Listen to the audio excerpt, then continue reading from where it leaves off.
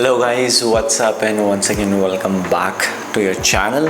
तो आज का वीडियो बहुत ज़्यादा स्पेशल है।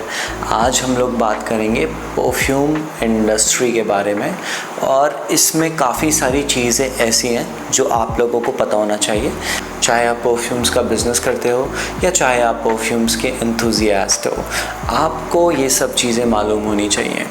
सो फर्स्ट ऑफ ऑल आज हम बात करते हैं आपके फ्रीक्वेंटली आस्क्ड क्वेश्चन के बारे में। मेरे पास सबसे ज़्यादा जो रैंडमली किसी का भी मैसेज आता है कि हमारे परफ्यूम्स लास्ट नहीं कर रहे, हम अपने परफ्यूम की लास्टिंग कैसे बढ़ाएं।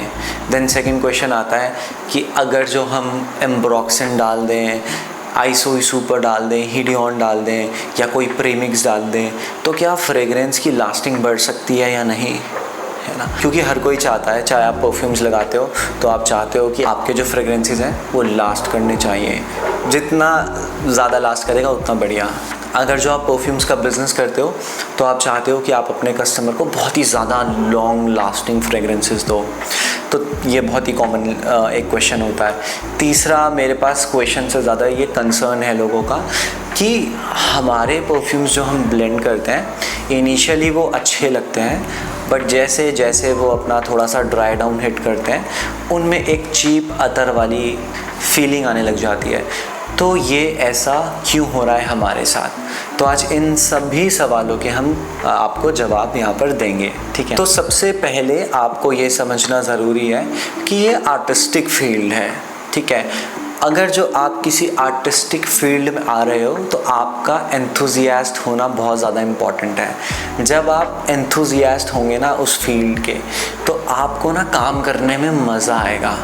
जब इंसान को काम करने में मज़ा आता है ना तो वो अपनी थोड़े से पॉकेट्स को एक्सटेंड करता है, थोड़ा और डीप करने की कोशिश करता है, क्योंकि ये महंगा शौक़ है। जब मैंने भी आज से 8-9 साल पहले फ्रेगरेंसेस को ब्लेंड करना स्टार्ट किया था तो लाखों रुपए लगा था उस टाइम पे, क्योंकि एक एक मटेरियल को एक्वायर करने के लिए आपको 100 ग्राम्स के आसपास या इन सम केसेस 1 kgs के आपको MOQs उठाने पड़ते हैं ब्रांड से। एंड 1000-2000 मटेरियल्स तो बहुत ही आम सी बात है इस इंडस्ट्री में। अगर जो आप काम कर रहे हो तो आप कैलकुलेट कर सकते हो कि कितना इसमें पैसा लगता है। तो हमने इस फील्ड को जिया है, हमने इस फील्ड को जाना है, बहुत सारे इसमें रिस्क उठाए हैं, तब जाके एक डिज़ायर्ड रिज़ल्ट हमें मिला है। तो ये मेरा आपको बताने का रीज़न ये है कि आर्टिस्टिक फील्ड में जब आप आ रहे हो तो आपको थोड़ा सा R&D में पैसा खर्च करना पड़ेगा। चलो एक बारी के लिए मानते हैं कि आपने R&D में भी बिना पैसे खर्च किया एक अपना अच्छा प्रोडक्ट बना लिया, ठीक है। आपके पास आपको डायरेक्ट एक वेंडर मिला जिनसे आप अच्छे परफ्यूम ऑयल्स ले रहे हो और वो आपको अच्छे परफ्यूम ऑयल्स दे रहे हैं, आपकी वहाँ पे R&D की कॉस्ट सेव हो जाएगी। तो जो भी स्मार्ट लोग हैं वो क्या करते हैं, वो डायरेक्टली एक अच्छे सप्लायर के पास जाते हैं, उनसे ही अपने फ्रेगरेंस ऑयल्स लेते हैं और उसमें उन्हें ज़्यादा कुछ करने की ज़रूरत नहीं पड़ती है। एंड यही चीज़ मैंने भी अपना ब्रांड स्टार्ट किया था कॉस्मोस एरोमेटिक्स, उसमें हम लोगों ने सेम चीज़ करनी स्टार्ट करी थी।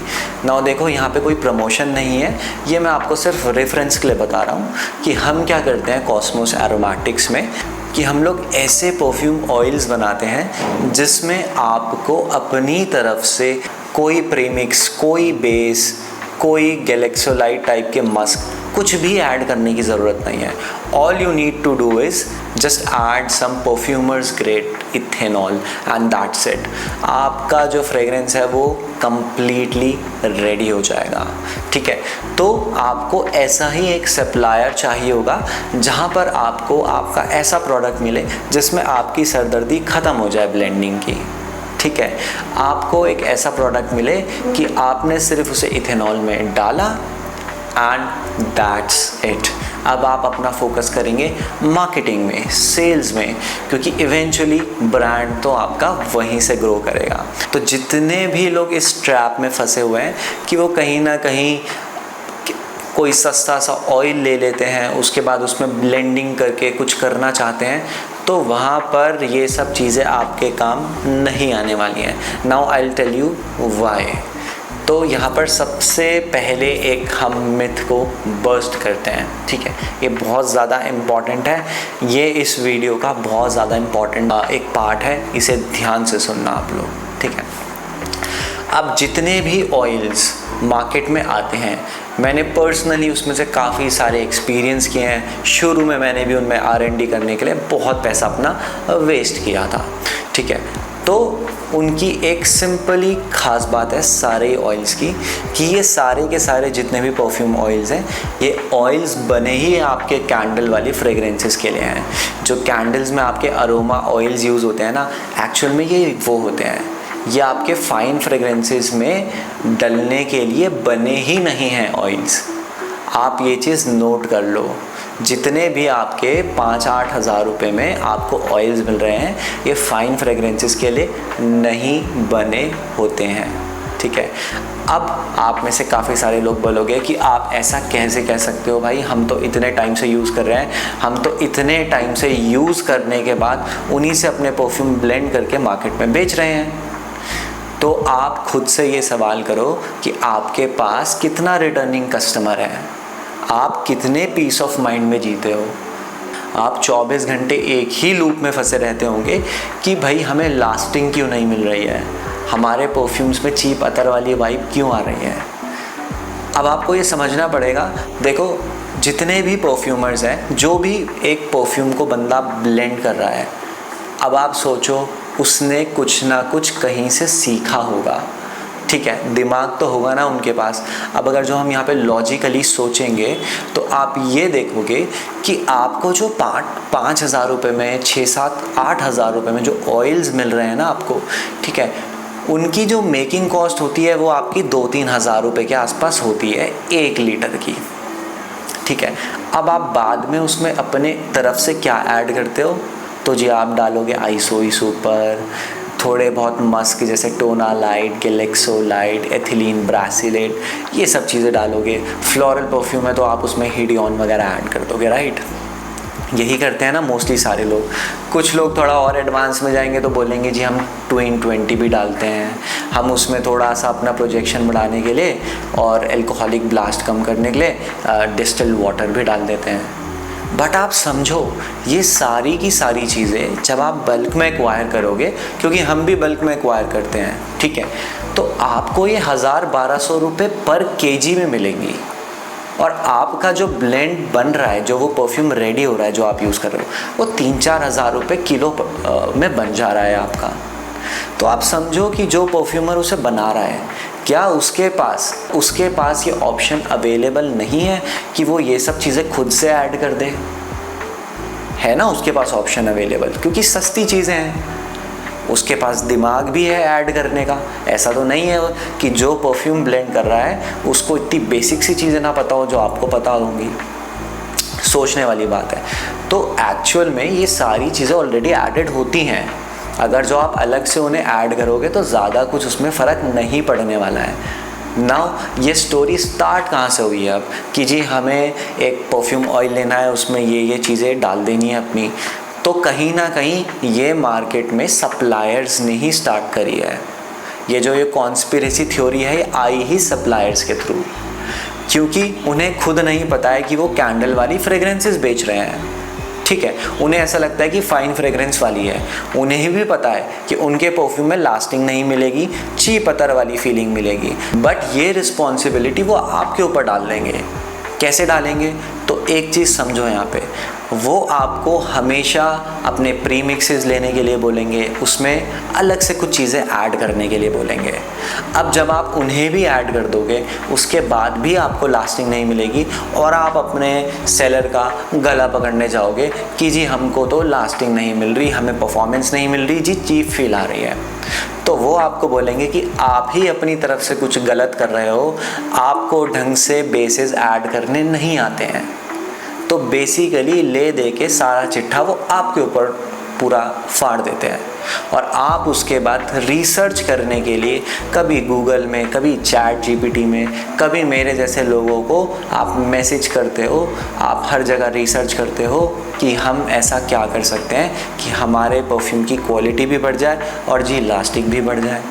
तो आप यहाँ पर एक बात समझो कि जितने भी ये ब्यूटी प्रोडक्ट्स के लिए या फिर कैंडल्स के लिए जो फ्रेग्रेंसेस बनते हैं, ये परफ्यूमर्स बनाते ही इस सेंस में है कि ये जब यूज़ हो रहा है प्रोडक्ट तो उस टाइम पे बस खुशबू आ जाए और उस टाइम पे जो एंड कस्टमर है उनको मज़ा आ जाए।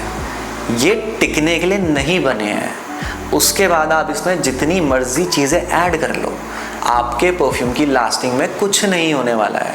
आपको at the end of the day सिर्फ और सिर्फ जो आपने बेस ऐड किया है, जैसे गैलेक्सोलाइड, एथिलीन ब्रासिलेट जैसे मस्क ऐड करें, उन्हीं की खुशबू आएंगी। जो परफ्यूम है वो तो गायब हो जाएगा आपका। ठीक है, समझ रहे हो बात को? तो इसका सल्यूशन क्या है ना? इसका सिंपल सा सल्यूशन है कि आप थोड़े अच्छे कंपनीज़ के फ्रेग्रेंस ऑयल्स यहाँ पर यूज़ करने स्टार्ट करो, जो कि पर्टिकुलरली फाइन फ्रेग्रेंसेस के लिए बने हैं।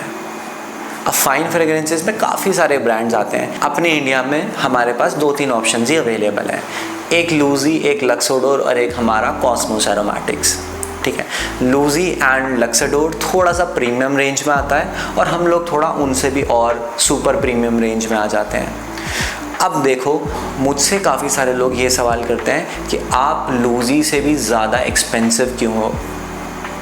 देखो, उसके पीछे बहुत सारे रीज़न्स हैं। पहली बात तो लूजी, लक्सोडोर, अगर जो आप इनके ऑफिशियल वेबसाइट में जाके इनसे बात करोगे, इनसे कांटेक्ट करोगे, तो आपको समझ आएगा जी इनके भी फ्रेग्रेंसेस करीब 15-16 हज़ार रुपये से तो स्टार्ट होते हैं। ठीक है, अगर जो आपको उससे नीचे मिल रहे हैं तो ऑब्वियसली वो प्री डाइल्यूटेड है, या तो डीपीजी में किसी ने उन्हें डाइल्यूट किया है या फिर ट्राइएथाइल सिट्रेट में किसी ने उन्हें प्री डाइल्यूट किया है।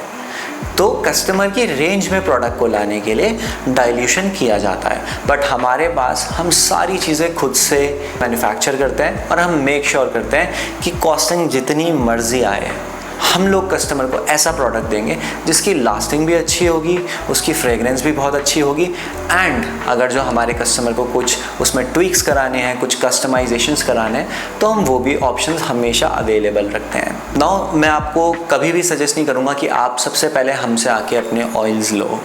पहले आप पूरा मार्केट में घूमो, अगर जो आपको कहीं सेटिस्फैक्शन नहीं मिलता है तब आप हमारे पास आओ, हम आपका लास्ट ऑप्शन रहेंगे एंड सेफेस्ट ऑप्शन रहेंगे।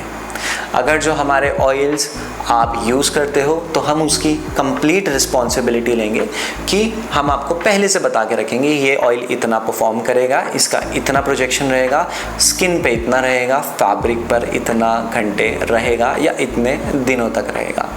तो आपके पास एक क्लैरिटी होगी। नाउ हर एक बिजनेस में ये क्लैरिटी होना बहुत ज़्यादा इम्पॉर्टेंट है।